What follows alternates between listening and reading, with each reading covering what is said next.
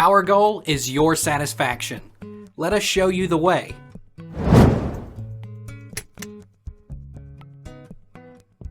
Can I wrap my cake in tin foil? Aluminium foil can be a great short-term storage option, but be careful of what cake you use it with or you can end up with a disaster. Instead, wrap your cake in a double layer of greaseproof paper and then a layer of foil to ensure it is kept at its best. Is it better to wrap cake in tin foil or cling film? Regular plastic wrap definitely works, but press and seal is so much easier to use, and I've honestly found that it keeps my food fresher. Not working with this brand, just really love it.